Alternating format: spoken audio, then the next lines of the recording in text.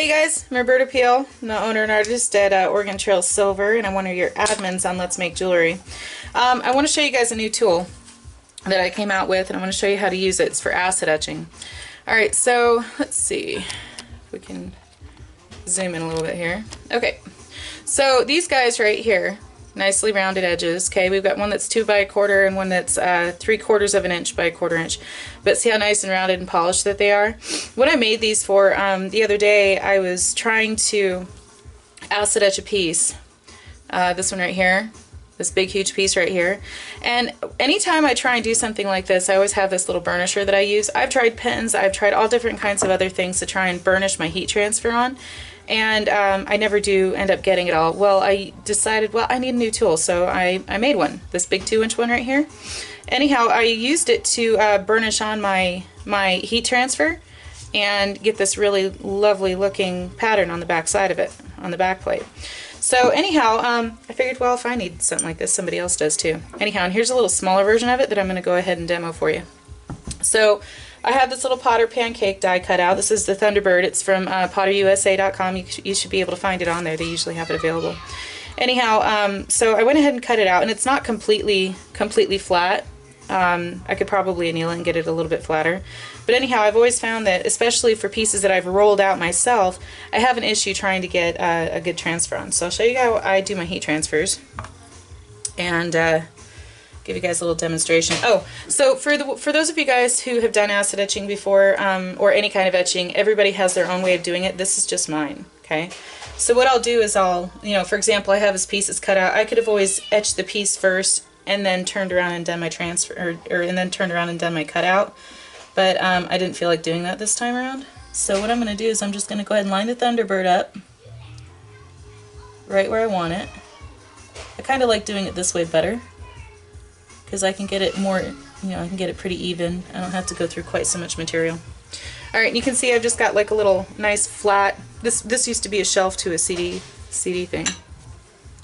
And then what I'll do is I'll place my, my metal on top of the image, and I start it off like this. And I'll take a hot iron, it should be on max, and it is. Take a hot iron and put it over it, and we're just going to leave it there for a second.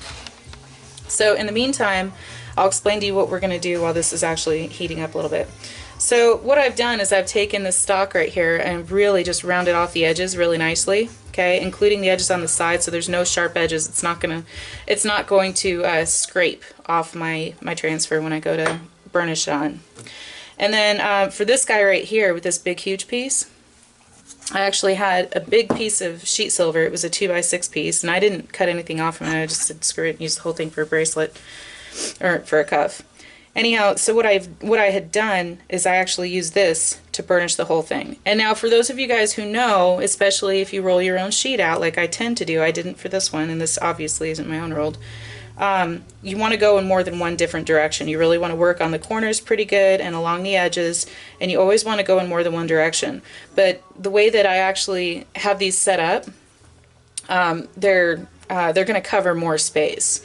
Okay, unlike this little guy right here, that no matter how you angle it, it's either going to cut into the transfer and scrape it off, or it's only going to do like, here I'll even show you, it's only going to burnish little scratches. Okay, it doesn't do a very good job, almost no matter how you angle it.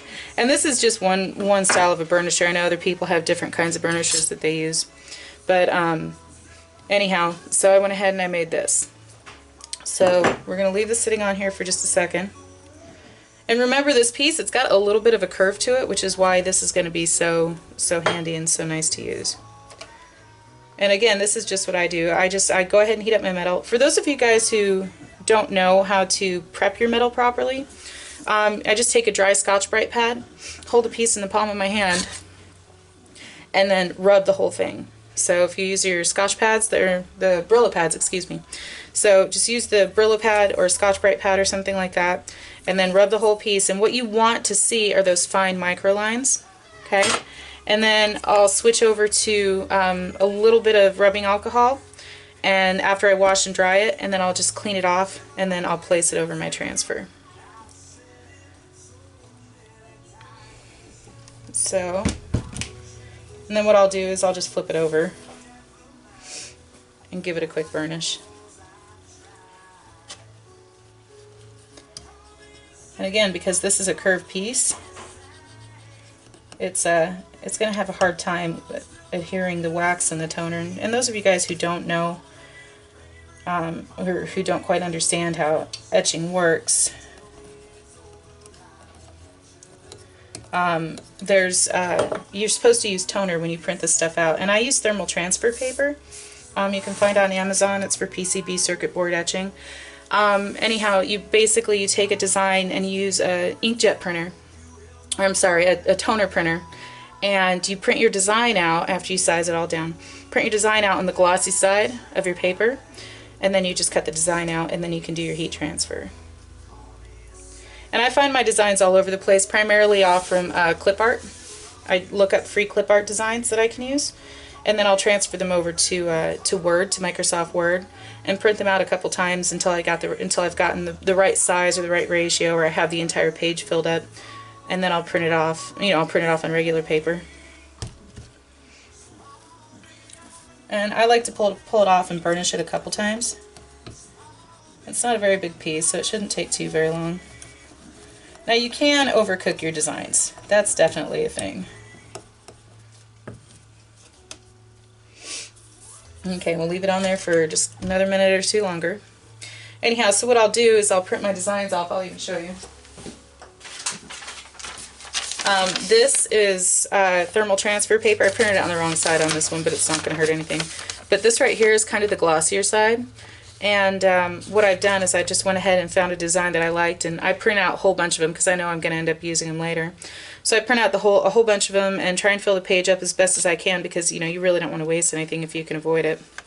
And then just cut your designs out. And I like to cut them as evenly as I can around the edge, just so that I can line my pieces up to them if I'm doing it this way.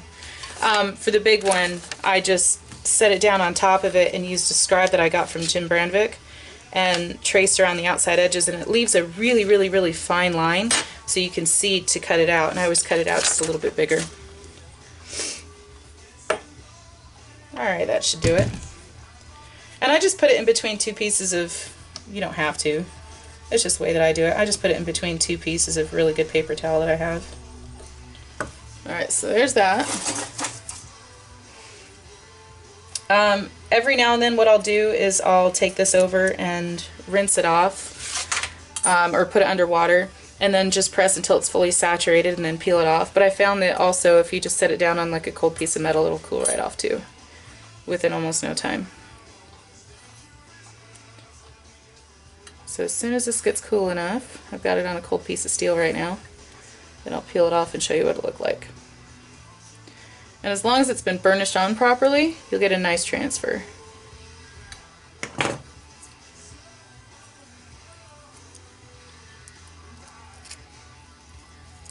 There we go. See how nicely that is?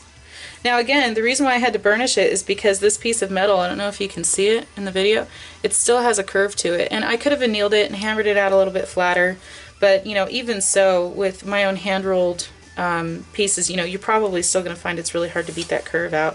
So this way you don't necessarily have to, and you can burnish that whole image on. So anyhow, that's the new tool.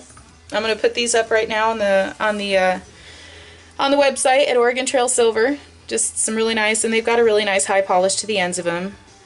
It's not super duper high, but it's high enough. It's more than what you need probably. So anyhow, hopefully you guys can get some use out of them. I certainly liked using it, and I'm going to have some fun with these. So take care and have a great weekend.